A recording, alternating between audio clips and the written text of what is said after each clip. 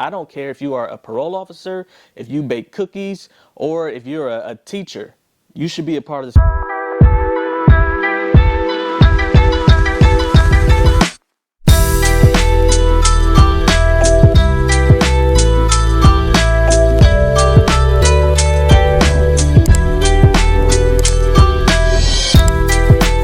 Hello there, ladies and gentlemen. My name is Miles Brown, and today I'm going to tell you guys about being in the speaking industry.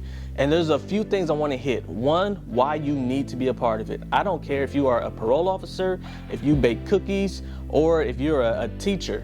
You should be a part of the speaking industry. And I'll hit on why in just a moment. What it can do for you financially, and then how you can be effective and actually have the opportunity to speak. All right. And I know speaking is one of the biggest fears in the world, to speak in public. People are afraid of it.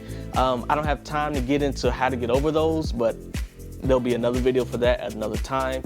But let me just get into why you should do it.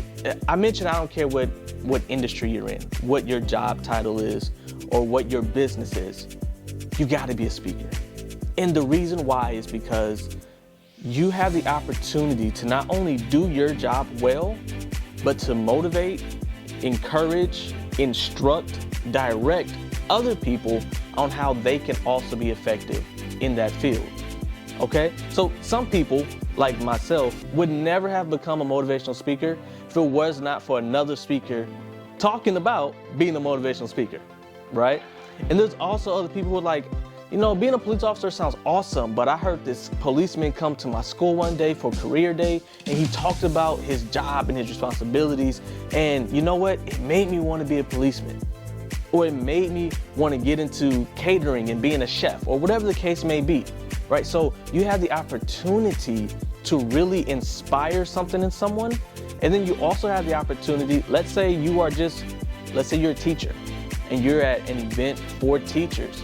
You have the opportunity to help other teachers be better at their job. You have the opportunity and teaching is a big deal, right?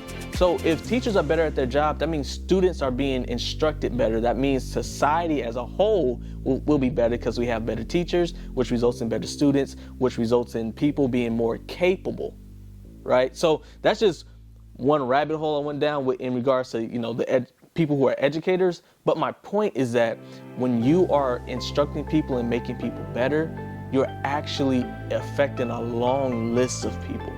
It's not just, let's say you're a baker and you go and you show somebody how to be better at running their bakery. That's great for their business, but you don't know how many other people you just affected, you know, whose wedding you just helped out, because now they have a great bakery they can go to for the wedding cake. You don't know what you just affected, right? But if you're not willing to open up your mouth and speak, then there's a lot of people who will never learn the things that you have to teach, get the motivation that you can give them. And there's another thing I need you to know just about being willing to speak, is that your voice has power and influence. And believe it or not, there's a group of people out there who, when they hear you speak, they grab hold to it differently than when they hear other people speak. It's kind of crazy how it works out, but the truth of the matter is, each of us has an audience that is just waiting to hear us speak, just waiting for it. And when you finally decide, you know what, I'm going to say something to educate people on this. I'm going to say something to direct people in that. I'm going to say something to motivate or encourage somebody in their business or in life or in marriage or whatever the case may be, right? When you finally decide to do that, there's a group of people that are going to hold on to your words in a more special way than they hold on to others' words. So long story short, if you're not talking, you're actually holding people back. If you're not speaking, you're holding people back. So get into this industry so that you can actually be more effective in the things that you're doing and affect more lives. And then here's another thing about speaking that I didn't always know, right? People actually get paid to speak.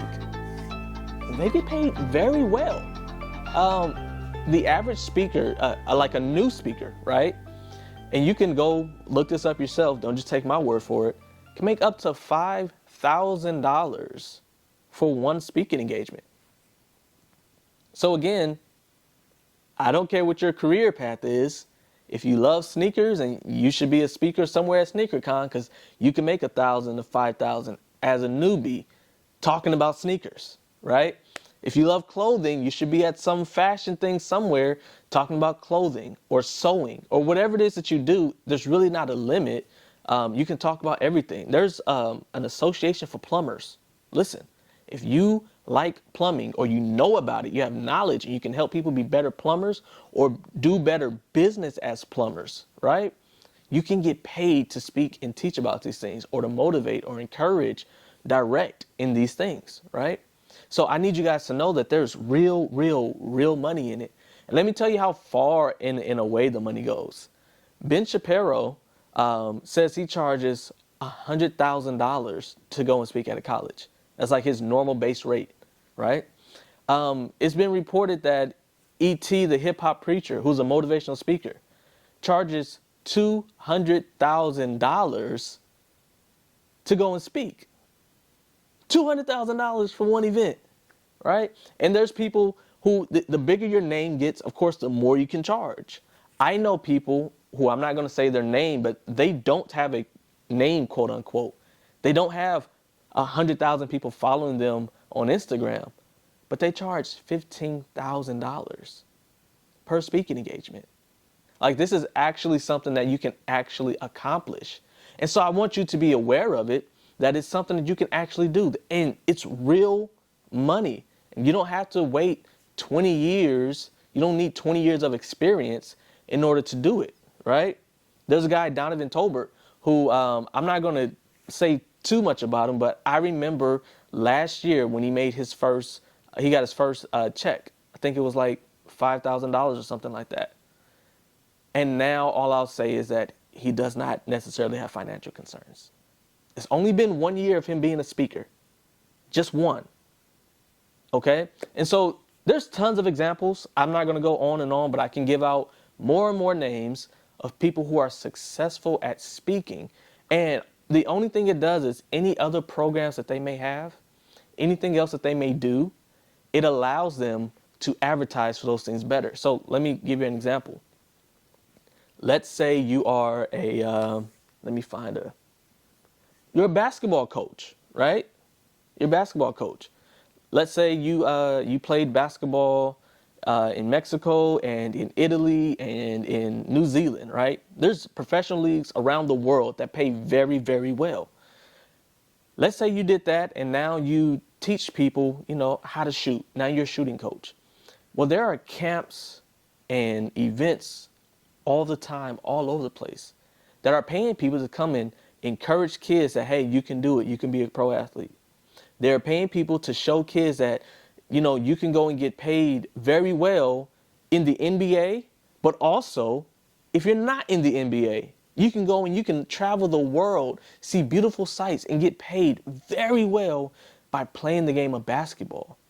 And then somebody needs to teach these kids how to dribble the ball, teach them how to shoot the ball, right? Someone has to do all these things, and someone's getting paid to do all of it. So you go to the camp and you take a speaking engagement and you charge, I don't know, $5,000, $8,000, $10,000, whatever. And then after you do that, you also have people enrolling in your program so that they get their diet right, so that they get their jump shot right? So that they get their handles right. You're getting paid to speak, but in speaking, other people are coming to pay you to do whatever else it is that your business does.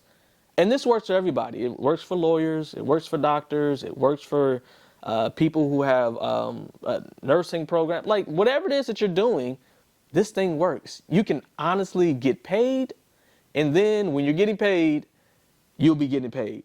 Okay? Like, you get paid to speak, and then people will pay you for your service that you offer. It's a beautiful thing. And so I need people to be ready and willing to hop into it, to jump into it. But that's the reason why you should do it, all right? It's great for exposure. It's great for income. It's great to expand you and give you opportunities, right?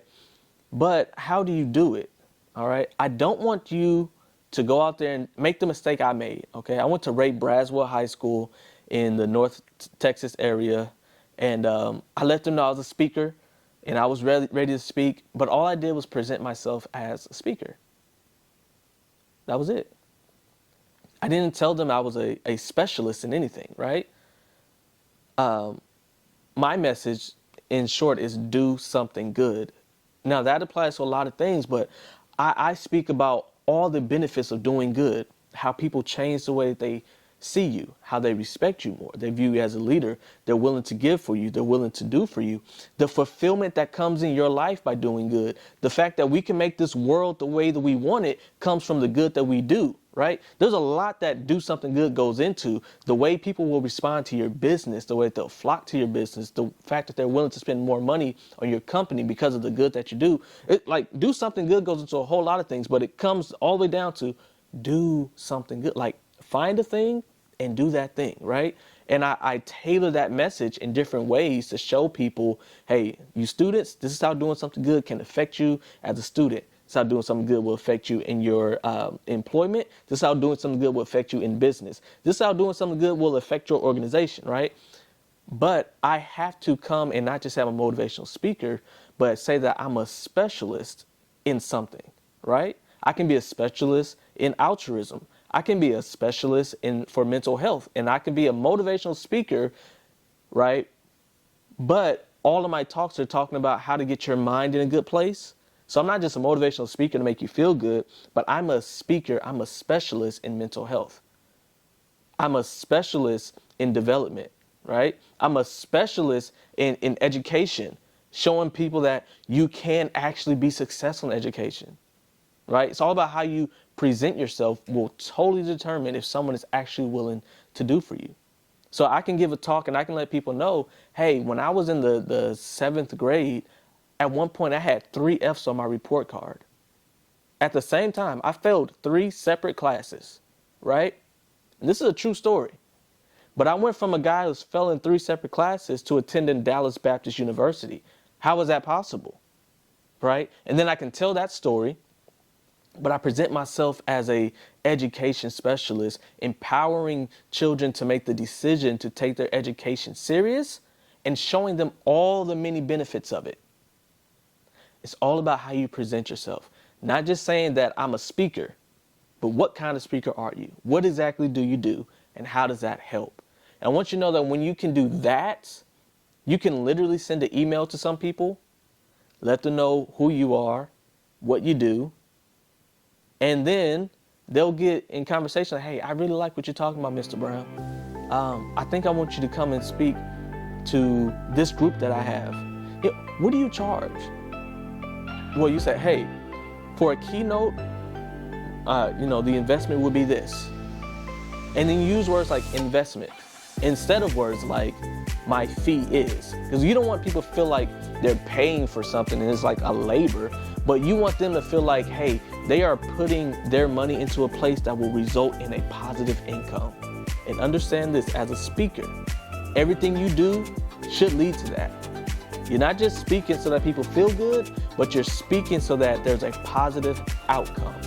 So that when they feel good, they take better actions. So that when they feel good, they take better care of themselves. So that when they feel good, they show up to work and they work harder and they work better. So that when they feel good, they decide to do things that are going to better their lives. Not just about feeling good, but what's the decision that comes as a result of feeling good, right?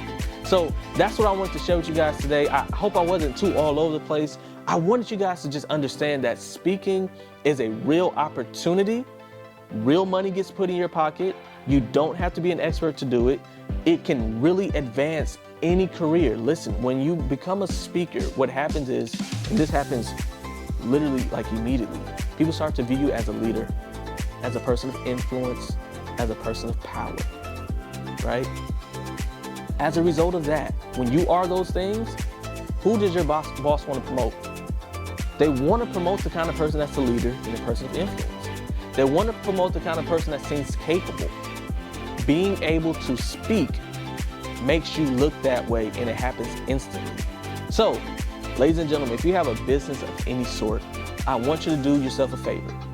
Find one thing that you can speak about, write out a talk, practice it, and then present it to someone and say, hey, I'd like to come speak at this event, and this is what I would speak on.